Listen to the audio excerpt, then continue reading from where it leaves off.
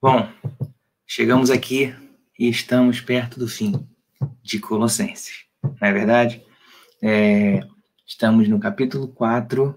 Hoje nós faremos a leitura do verso 2 ao verso 6 e creio que nossa irmã Andressa, ela fecha Colossenses na semana que vem. Mas não tema, a gente já está escolhendo um novo texto, algo para que possamos seguir buscando a Deus em conhecimento, glorificando seu santo nome, sendo abençoados nesse processo. Tá legal?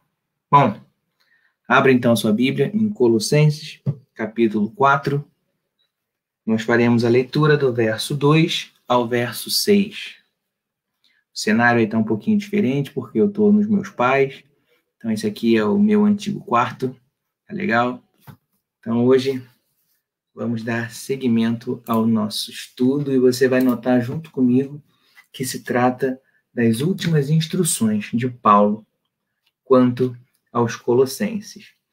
O apóstolo, ele disse bastante, ensinou bastante para os Colossenses, pessoas que ele nunca viu pessoalmente, mas soube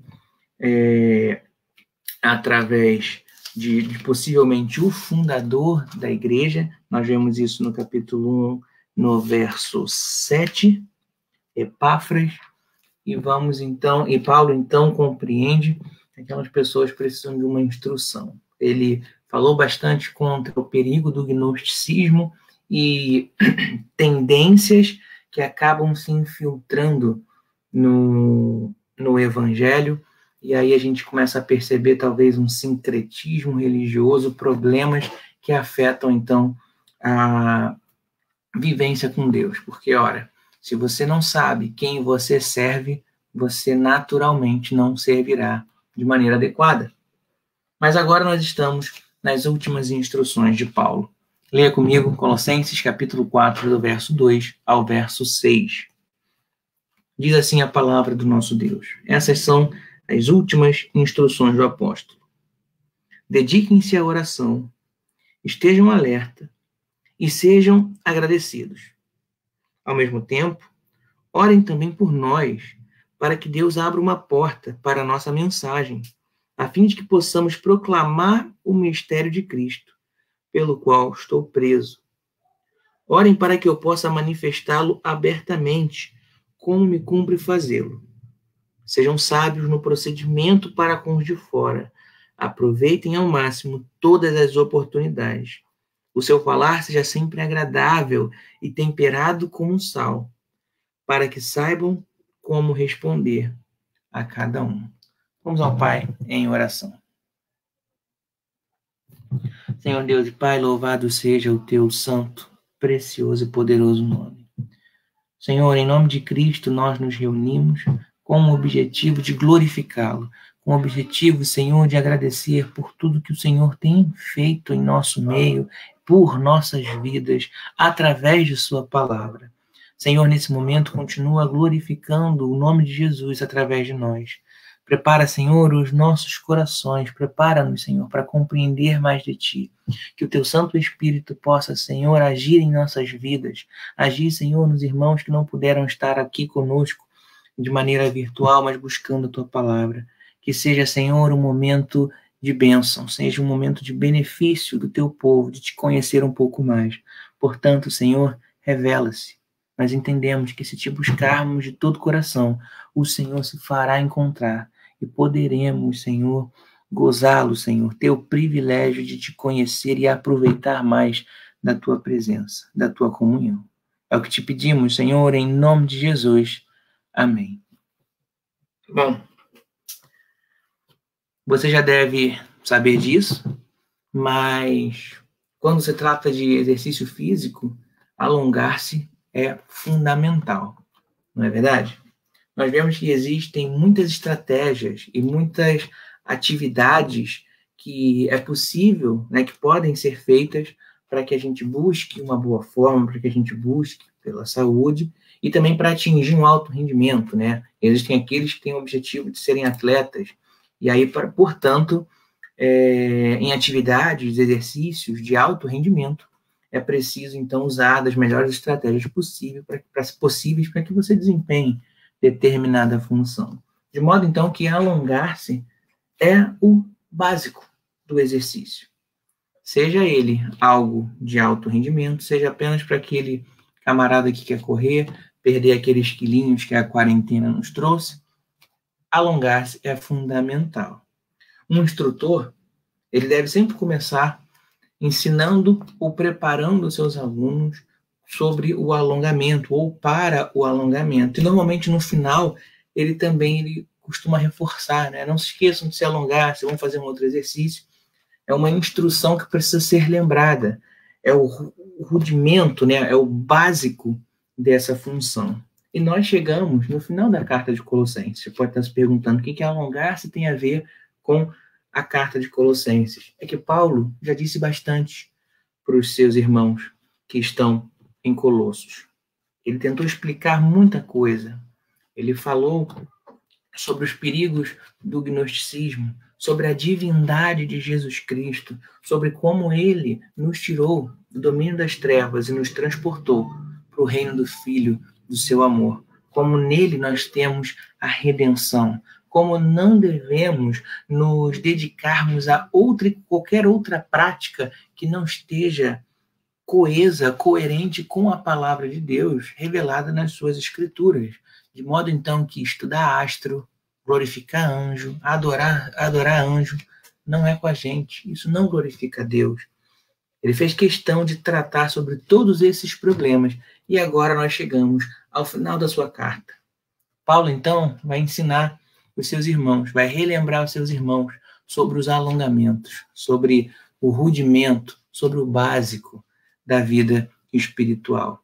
Nesse pequeno grupo de versículos, a gente vai ver Paulo convocar os seus irmãos a lembrar-se do básico, porque na maioria das vezes, você deve concordar comigo nisso, eu suponho, nós não tropeçamos em pedras grandes.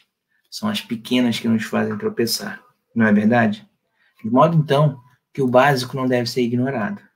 Ele deve ser cada vez mais aperfeiçoado. E vamos ver, então, o que Paulo considera o básico. Aquilo que deve estar sempre conosco e que precisa ser aperfeiçoado. O verso 2 começa pela melhor maneira de começar. E é esse o nosso primeiro ponto. Qual é a melhor maneira de começar? Oração. Leia comigo o verso 2. Dediquem-se à oração, estejam alerta e sejam agradecidos. Nós vamos falar sobre esses 3 pontos, mas vamos começar da melhor forma. Vamos falar um pouquinho sobre oração. Certa vez perguntaram para um pregador o que era mais importante para um cristão, a oração ou a leitura da palavra. Ele tentou responder essa pessoa com uma outra pergunta, dizendo: qual é a asa mais importante do passarinho? A asa esquerda ou a asa direita? Bom, o básico para um passarinho é voar, mas sem asas, ou sem uma, pelo menos, ele não consegue fazer o que nasceu para fazer. E quanto a nós? Nós não podemos fazer aquilo que nós nascemos, que fomos destinados, se é que eu posso dizer assim, para fazer sem estas 2 coisas. Não dá para ter comunhão com Deus se eu não oro. Não dá para ter comunhão com Deus se eu não leio a Bíblia. Como então servi-lo? Bom, nesse caso, estamos falando de oração. E o Hernandes Dias Lopes ele faz um paralelo muito interessante entre a oração e o fogo. E ele dá 4 características básicas do fogo que devem ser relacionados à oração. Ele diz que o fogo ilumina, o fogo aquece, o fogo purifica e o fogo se alastra. E aí devemos pensar nisso em nossas vidas, porque a regularidade da nossa oração, ela diz muito sobre a vida espiritual. Se oramos, certamente somos, em algum aspecto, iluminados, principalmente pela graça de poder orar. Quando lembramos dos profetas, quando lembramos da antiga aliança, nós sabemos que não eram todos que poderiam ir até a presença de Deus, mas em Cristo, na nova aliança, todos nós temos esse direito. Podemos nos aproximar do Pai. Bom, quando eu oro, nem sempre eu encontro as respostas que eu gostaria, mas aquilo de alguma maneira aquece o meu coração. Até porque a gente às vezes confunde algumas coisas. A gente não ora para buscar resposta. Normalmente nós oramos em petições, nós oramos para que a vontade de Deus seja feita em nossa vida, para que o nosso espírito entre em conformidade com o espírito e a vontade de Deus. Mas quando precisamos ouvir a Deus, nós vamos até a palavra. Nós vamos até a Bíblia. Mas de alguma maneira eu sinto que a oração, ela aquece, ela me conforta, porque eu sei que eu levei minhas aflições para aquele que pode fazer algo. Não se esqueça disso. Às vezes nós perdemos tempo contando algo para uma pessoa ou para outra, que não podem fazer nada por nós, a não ser orar. Mas quando nós mesmos levamos isso a Deus, Ele pode fazer coisas. Ele pode agir. Bom, é certo que a oração, assim como o fogo, ela também deve se alastrar. E eu achei bastante pertinente esse ponto. É claro, a gente consegue perceber que a oração, ela ilumina, ela aquece o nosso coração, e em certa medida ela nos purifica, porque precisamos ser santos para orarmos, precisamos buscar pela santidade em oração. E às vezes, quando estamos numa condição ruim, quando estamos descontentes e vamos a Deus em oração, através do seu Espírito, Ele já começa a falar conosco. E ali a gente já começa a sentir uma calma, já começa a sentir tranquilidade, e já há ali uma espécie de purificação. Deus já começa a agir em nossas vidas. Mas achei interessantíssimo essa expressão sobre o fogo e a oração devem se alastrar. A oração ela deve fazer parte constante de nossas vidas. Gente que não ora não é crente. Acho que a gente pode dizer isso. Eu não conheço, nunca ouvi falar de um crente que não ora. Se é crente, tem que orar. Nesse domingo, no domingo passado, nós fechamos a nossa série de mensagens sobre Jonas. Uma coisa que nós conseguimos perceber é que o profeta orava pouco. A gente só vê 2 momentos onde Jonas ora. E não são em momentos bons. Ou melhor, ele só ora quando está insatisfeito. Vimos isso porque ele precisa de salvação no capítulo 2. Vimos no capítulo 4 porque ele está descontente em relação à salvação que o Senhor Deus está apresentando aos ninivitas, aos gentios, até mesmo naquela época. Bom, oração, então, é importante, é básico, é necessário. Na casa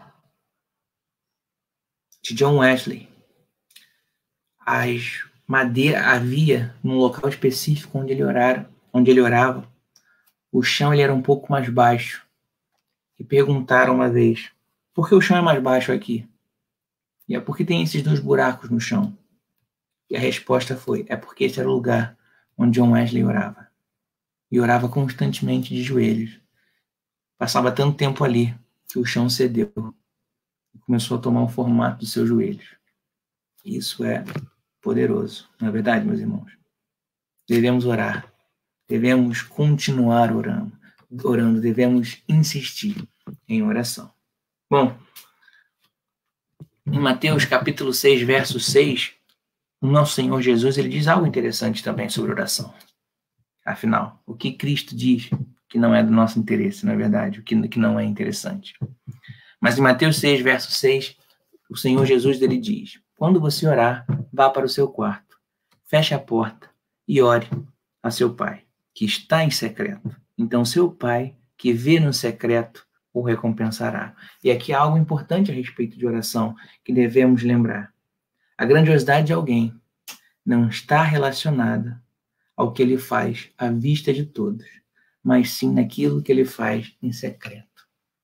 Se um homem faz coisas erradas em secreto, nosso Deus vê. E isso diz muito sobre ele. Mais, inclusive, do que ele faz à vista de todos. Mas se eu busco o meu Senhor quando ninguém pode ver, então há grandiosidade de espírito, porque o Senhor me instiga a fazê-lo. De maneira que nós já entendemos isso, não há grandiosidade nenhuma em nós, não confunda, por nós mesmos. Mas quando o Senhor age, então nós podemos respondê-lo através desse benefício, ok? Então busque ao Senhor em oração, orando no quarto, orando na rua, orando constantemente. Mas lembre-se, é preciso tirar momentos especiais para buscar o Senhor. Uma coisa que eu costumo dizer para aqueles que perguntam como posso orar mais. Às vezes eu tenho dificuldade de orar. É normal, todos nós temos. Nós devemos orar pedindo para orar. Não é ruim isso, não é um problema. Peça a Deus, Senhor, me dá mais desejo de orar. Me dá mais oportunidade de orar. Mas, sobretudo, eu sempre recomendo que interceda por alguém. Ore em favor de pessoas. Faça listas de oração. Você não precisa orar o tempo todo de olhos fechados.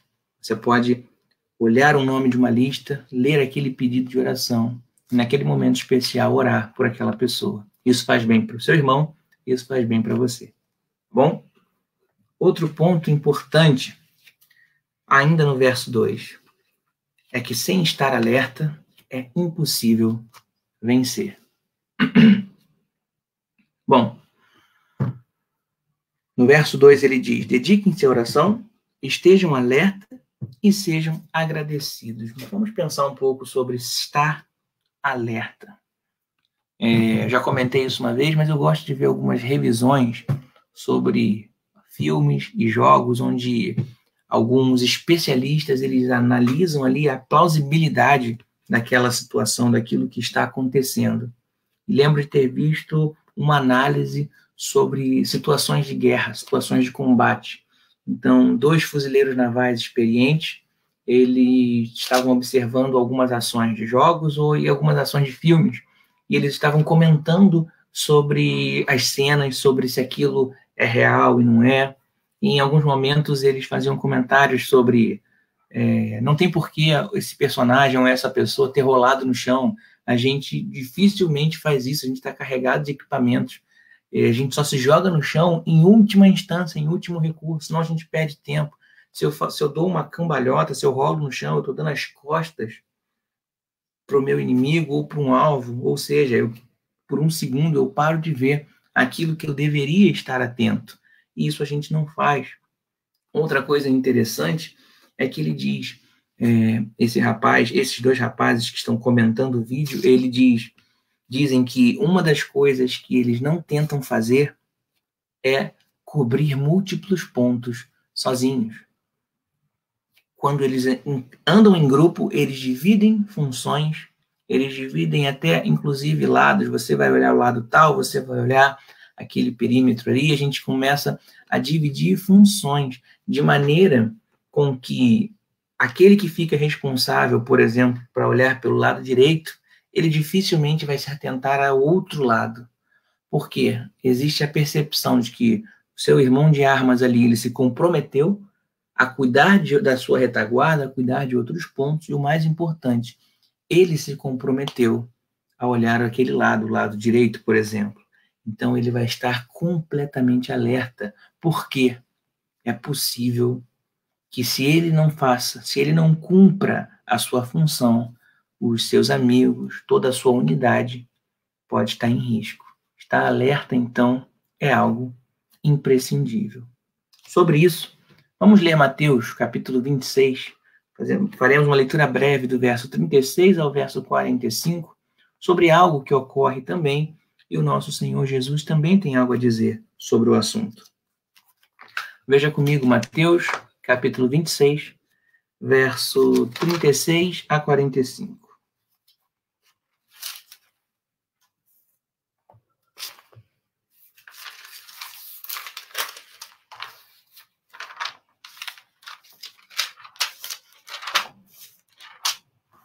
Mateus 26, do verso 36 ao 45.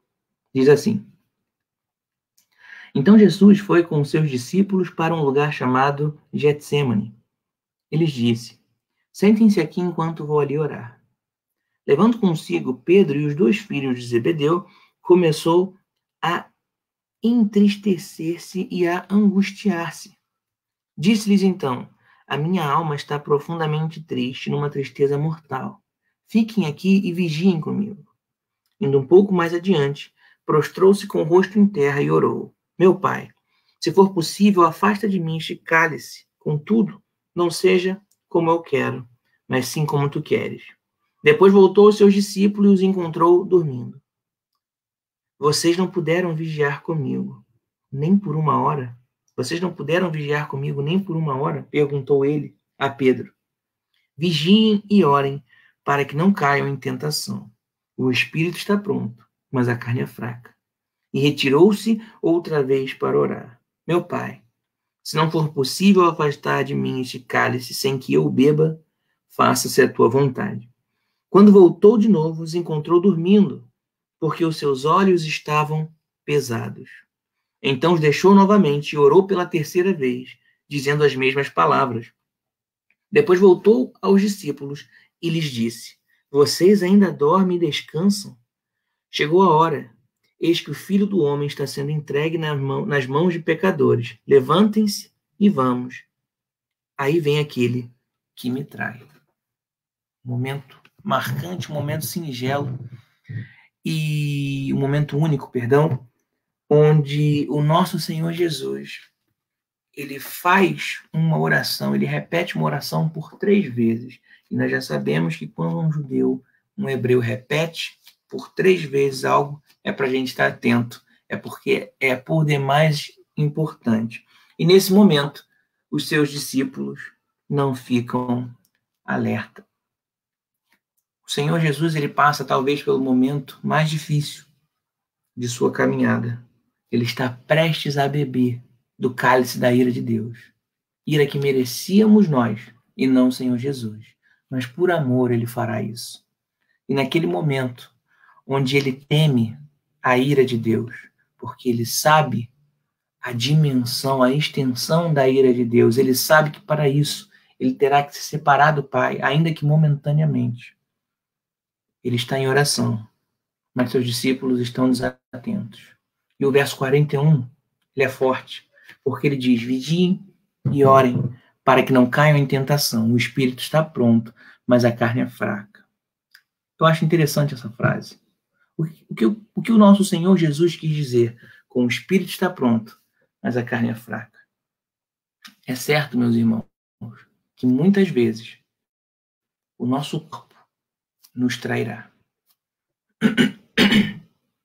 É certo que muitas vezes nós desejaremos fazer algo, mas o nosso corpo, cansaço, fome, outros desejos, vão se pôr em nosso caminho e vão nos impedir. Coisa simples. Já prometeu ir a algum lugar, ir a alguma festa, fazer algo, e por cansaço extremo você não fez? Agora, falando de coisas espirituais, você já deixou de buscar a Deus justamente por um momento de cansaço, por um momento de fraqueza, e eu digo isso, fraqueza corporal, por conta de desejos da carne? Tudo isso é prova de que em nosso coração, nosso espírito, melhor dizendo, ele deseja a Deus, e ele quer buscá-lo, ele quer fazer coisas do Senhor, mas a carne é fraca e ela luta contra nós. Portanto, esteja atento. Devemos estar sempre atentos, porque o nosso pecado tenazmente nos assedia. Precisamos estar alertas, como os soldados que fazem o compromisso de olhar para um lado e fixar a sua atenção naquela situação, naquele lado, para cumprir o seu dever e defender o seu grupo, a sua unidade, de todo e qualquer perigo que possa aparecer. Devemos estar alertas. Amém? Caminhando ainda, 3º ponto, precisamos compreender ainda no verso 2 que os filhos da graça, eles vivem em gratidão. O verso 2, ainda de Colossenses, nos diz: dediquem-se à oração, estejam alerta e sejam agradecidos. Bom, Quando lembro de José, do Egito, existe um momento marcante em sua trajetória, que é quando ele finalmente está diante dos seus irmãos. E os seus irmãos temem quando ele revela que é José, quando o governador do Egito revela que é o seu irmão. Aqueles homens temem porque eles pensam: nós cometemos graves pecados contra esse homem. Nós o ferimos de maneira sentimental, nós o abandonamos. O que será de nós? Nós vendemos o nosso irmão. E aí, José, ele diz: não temam, meus irmãos, porque hoje eu vejo o propósito pelo qual o Senhor me fez passar por tudo isso. José entendeu que passou por tudo que tinha que passar, porque daquela forma ele chegou onde estava. E ele poderia, então, preservar todo o seu povo, toda a sua linhagem, porque no momento onde não havia comida somente no Egito, o povo de Deus, os hebreus, tiveram o que comer, o que se alimentar, graças a José do Egito, graças à mão de Deus e à mão da sua providência, através de José. De maneira, então, que José presta salvação ao seu povo e agradece a Deus por poder estender a mão aos seus irmãos. E aqui a gente precisa entender uma coisa. Se nós compreendemos o ato de Jesus Cristo por nós, nós seremos gratos. Uma pessoa que não demonstra gratidão ainda não compreendeu o que Jesus fez por nós. E aqui, meus irmãos, eu entendo que nós devemos ser o povo mais alegre da terra, porque não deveria haver perdão para transgressores como nós, mas houve. De maneira, então, que a minha atitude é de alegria, porque deveria haver trevas, mas houve luz. Porque deveria haver sentença, mas alguém foi sentenciado em meu lugar. Jesus pagou esse preço por mim. Eu me alegro porque houve salvação em minha vida, porque houve salvação para um povo, para toda a humanidade, em Jesus Cristo. Então há esperança. Nós, cristãos, devemos viver em gratidão. Já agradeceu a Deus por tudo que Ele fez na sua vida hoje? Pelo ar que você respira? Por mais uma oportunidade de se arrepender? Por poder ser bênção? Ou ter sido abençoado? Pense nisso, meu irmão. Nós devemos ser gratos. Devemos ser felizes através dessa expressão de gratidão. Se não me engano, é a Conferência de Westminster que começa com a pergunta: qual é a finalidade do homem? E aí, dentre a resposta, há uma frase que diz: gozar de Deus, do Senhor, para todo sempre. Ter alegria em Deus. De fato, a gratidão, ela anda de mão dada. Ela é uma irmã da alegria. Lembre-se disso. Ok? Bom, caminhando, veja o verso 3 comigo, de Colossenses.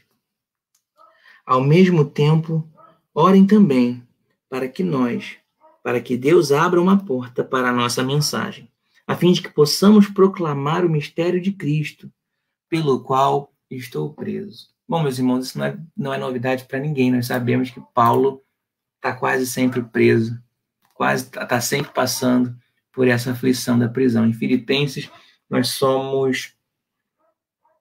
ficamos chocados por tamanha alegria que o apóstolo apresenta a nós, ainda que no cativeiro, ainda que num estado de prisão. E aqui há a importância da intercessão. Mesmo preso, ele ora. Ele ora por alguém, ele ora por algo. E eu entendo que a intercessão é um dos fundamentos, é um dos rudimentos do cristianismo. Por que eu penso nisso, meu irmão? Porque quando intercedemos por alguém, quando oramos em favor ou ajudamos diretamente a alguém, nós nos tornamos mais parecidos com o Senhor Jesus Cristo.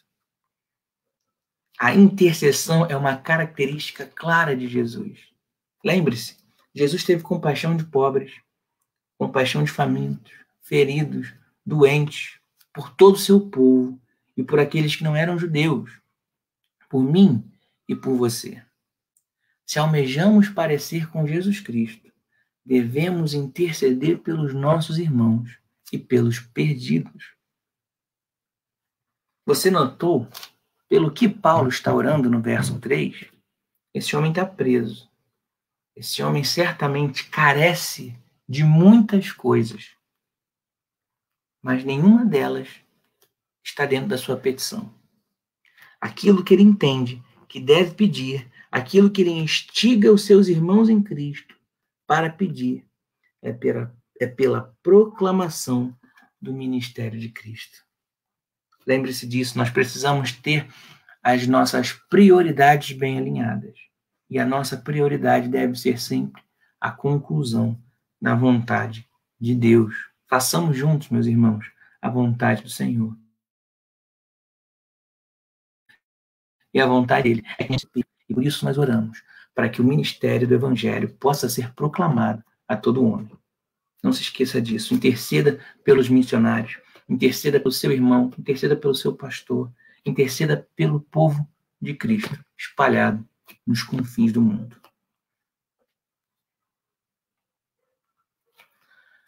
Quando penso em oração, principalmente em intercessão, eu lembro do capítulo 17 de João. Quando a gente fala de oração, é normal que a gente se remeta a Mateus capítulo 6, porque é uma oração que o Senhor Jesus nos ensinou, a oração do Pai Nosso. Mas eu gosto do capítulo 17 de João, porque ali está registrada uma oração do nosso Senhor Jesus. Essa é a última oração que o nosso Senhor faz antes do martírio. Por questão de tempo, eu não poderei ler, mas eu recomendo fortemente que ainda no dia de hoje, ainda essa noite, ou no dia de amanhã, no seu primeiro momento de buscar ao Senhor, você faça uma leitura do capítulo 17 de João, para ver a oração do nosso Senhor Jesus. Ele ora por si mesmo, ele ora pelos apóstolos, ele ora por todos nós. Sua preocupação, a preocupação de Jesus, é a glorificação do nome de Deus. É o zelo pelos apóstolos, é o zelo por todos nós. Nos últimos momentos de Jesus Cristo, ele está intercedendo por mim e por você. O que isso nos diz é que a intercessão, ela é de fato uma das bases do cristianismo. E quando eu intercedo por alguém, eu pareço mais com Jesus. Versos 3 e 4, nós vamos ler agora de Colossenses, porque há algo importante aqui. Veja comigo. Ao mesmo tempo, orem também por nós, para que Deus abra uma porta para a nossa mensagem, a fim de que possamos proclamar o mistério de Cristo, pelo qual estou preso. Orem para que eu possa manifestá-lo abertamente, como me cumpre fazê-lo. E aqui a gente está tratando do mistério de Cristo. O que é esse mistério? Abra a palavra de Deus em Efésios, você vai recuar um pouquinho. Efésios capítulo 3 tem algo a dizer sobre o mistério. O que é esse mistério? Você vai poder aí contar para alguém, se vale nota no Enem, você já vai saber que mistério é esse. E não vai mais esquecer. Olha comigo, meu irmão, que diz Efésios capítulo 3. Por essa razão eu oro. Eu, Paulo, prisioneiro de Cristo Jesus, em favor de vocês, gentios. Certamente vocês ouviram falar da responsabilidade imposta a mim em favor de vocês, pela graça de Deus. Isto é, o mistério que me foi dado a conhecer por revelação, como já lhe escrevi em poucas palavras. Ao lerem isso, vocês poderão entender a minha compreensão do mistério de Cristo. Esse mistério, verso 5, não foi dado a conhecer aos homens de outras gerações, mas agora foi revelado pelo Espírito aos santos apóstolos e profetas de Deus, significando que, mediante o Evangelho, os gentios são co-herdeiros com Israel, membros do meu corpo e co-participantes da promessa em Cristo Jesus. Deste Evangelho, tornei-me ministro pelo dom da graça de Deus, a mim concedida pela operação do seu poder. Embora eu seja o menor dos menores de todos os santos, foi-me concedida esta graça, de anunciar aos gentios as insondáveis riquezas de Cristo e esclarecer a todos a administração deste ministério, que durante as épocas passadas foi mantido em oculto em Deus, que criou todas as coisas. A intenção dessa graça era que agora, mediante a igreja, a multiforme sabedoria de Deus se tornasse conhecida dos poderes e autoridades nas regiões celestiais, de acordo com o eterno plano que ele realizou em Cristo Jesus, nosso Senhor, por intermédio de quem temos livre acesso a Deus, em confiança, pela fé nele. O que é o mistério do qual Paulo se refere? É a pregação aos gentios. Hoje, enquanto almoçávamos aqui em casa, na casa dos meus pais, meu pai perguntava sobre genealogias e tentava compreender sobre o povo de Deus. E é interessante pensar que o judeu pensava muito sobre isso. Embora nem todos reconhecessem Jesus Cristo como Messias, havia o orgulho e a certeza de que de sua descendência viria o Cristo. Portanto, eles eram o povo de Deus. Mas agora nós tivemos acesso à revelação do mistério, de que nem todo Israel é israelita. Nós também somos parte, fazemos parte do Israel do Senhor Jesus. De modo que agora nós podemos dizer, somos também povo de Deus. Ele também é nosso Senhor, nosso Salvador. Até então nós entendemos que o povo de Deus era somente os gentios. Os profetas, como vimos no nosso estudo de Jonas, pregavam para o próprio povo de Deus. Jonas foi o primeiro, foi o prenúncio de que a pregação seria espalhada aos gentios. E agora em Paulo nós temos a revelação dessa promessa e da propagação do evangelho para todos nós. Que bênção, meus irmãos, é saber que a palavra, que o mistério da graça, da pregação aos gentios, foi revelado e hoje se faz perfeita e presente em nossas vidas. Bom, John Bunyan tem algo interessante também a nos falar sobre a pregação. No verso 4 de Colossenses, Paulo disse algo. Ele disse, orem para que eu possa manifestá-lo abertamente, como me cumpre fazê-lo. Existem muitas funções que podem nos impedir de pregar o evangelho. Vergonha, pressões familiares ou públicas.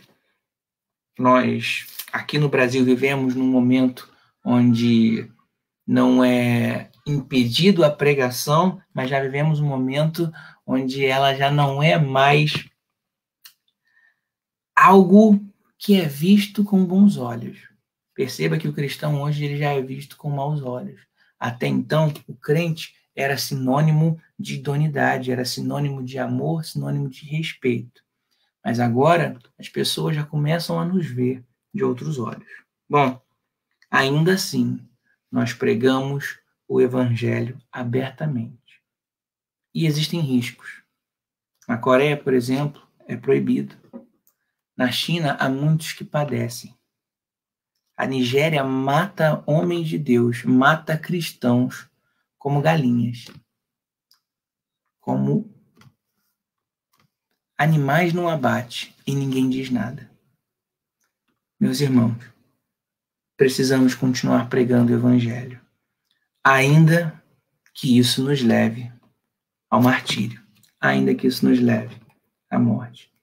Quando comento sobre isso com minha esposa, eu digo, prepare-se, pois os dias são maus. Talvez eu morra pregando o evangelho. Pode acontecer com todos nós, meus irmãos, que somos cristãos. Mas a morte não é o fim, nós sabemos disso. É o começo. Lembra o que Paulo fala? Viver é Cristo. O morrer é lucro. Eu me encontro mais rápido com o nosso Senhor Jesus. Portanto, Paulo lhe pede, em amor aos gentios, em amor àqueles que não conheceram, ele pede. Ele não pede por ele. Ele já foi salvo. Ele é salvo em Cristo Jesus. Mas o pedido dele é pelos outros. E ele ora dizendo, ele pede que orem dizendo que ele possa manifestar a pregação ou o mistério de Cristo abertamente. E aí sim eu volto para John Bunyan, o autor do Peregrino, um livro que eu recomendo fortemente a leitura. Já falei sobre ele esse ano. E John Bunyan, que escreve o Peregrino em cativeiro, né, na cadeia, estava pregando o evangelho quando não era permitido na Inglaterra. E ele foi preso.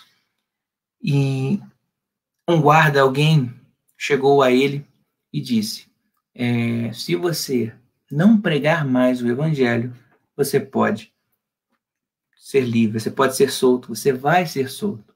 O importante é que você prometa não pregar mais o evangelho. E a resposta do John Bunyan foi, se me soltarem hoje, amanhã eu estou pregando.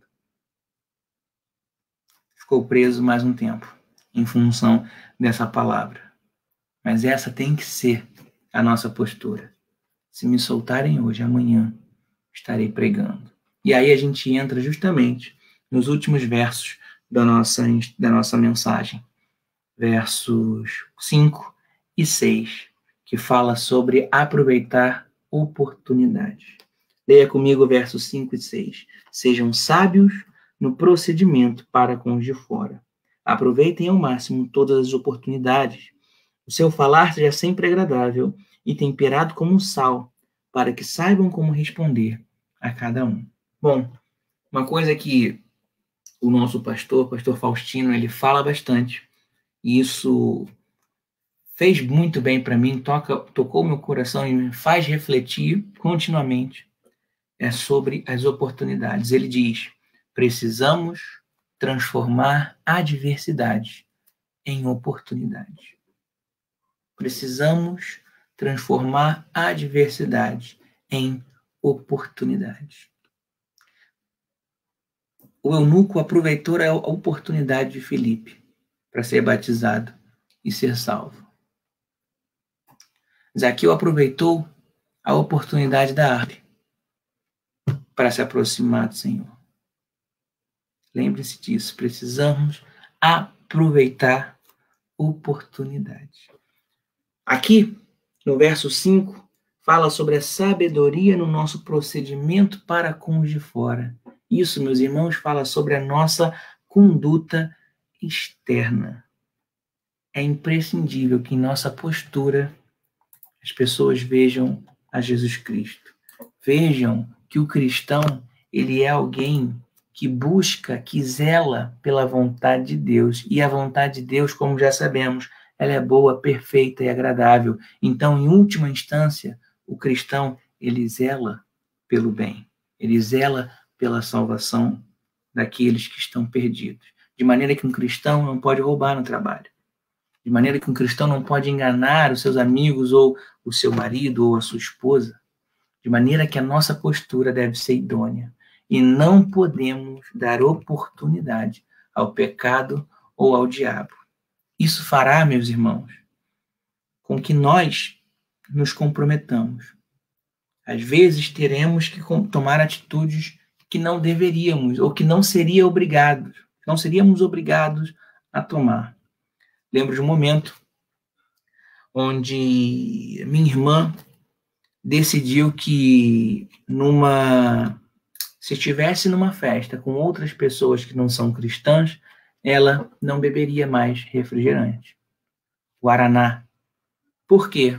Se ela está com pessoas que não creem em Deus, poderiam confundir a bebida com cerveja, e isso poderia ser um motivo de ser acusada, um motivo de ser mal falada, e aí então colocar em xeque a pregação do evangelho. Ela não precisa fazer isso, mas por amor à cruz, por amor à mensagem de Jesus e por amor por essas vidas, recusou-se a beber refrigerante na rua, para que as outras pessoas não tropecem nessa pedra pequena. Entenda isso, meu irmão. Às vezes, nós vamos caminhar essas milhas extras para que não seja um pecado para os nossos irmãos. Aproveitemos oportunidades. Lembra de Paulo em Atenas? Ele aproveita a oportunidade do altar ao Deus desconhecido e prega o evangelho. Esse último domingo, a irmã Andressa e eu conversávamos sobre como podemos desempenhar essa função. É a função de sermos servos de Deus e de pregarmos o evangelho.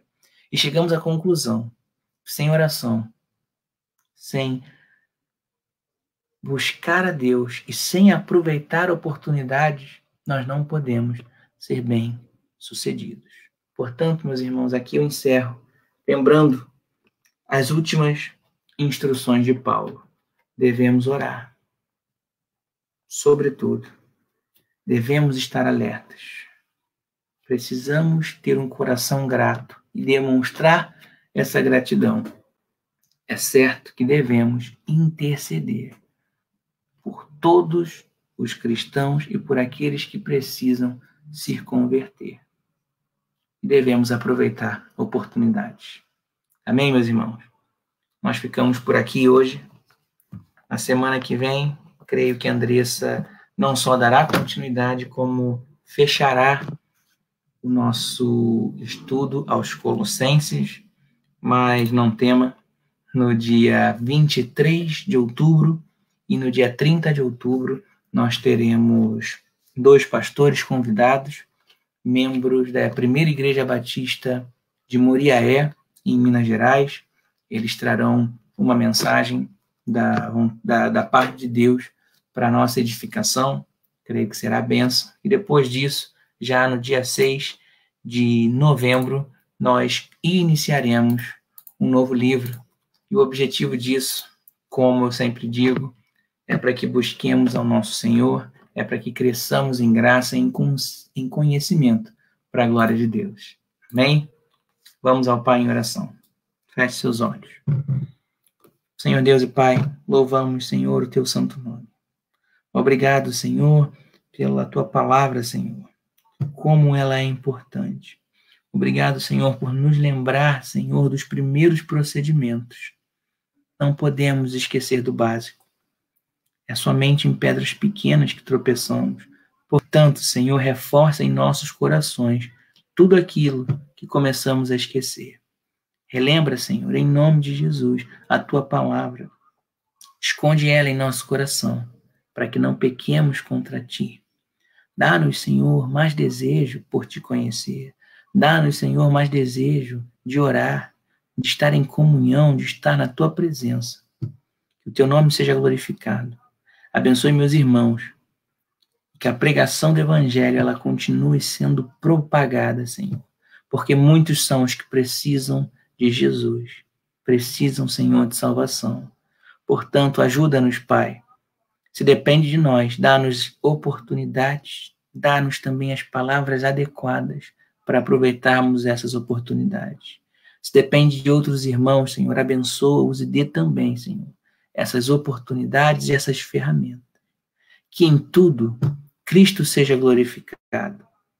Que em tudo o seu nome, Senhor, seja exaltado. Sabemos que assim seremos felizes, Senhor. Te pedimos em nome de Cristo, nosso Senhor e Salvador. Amém.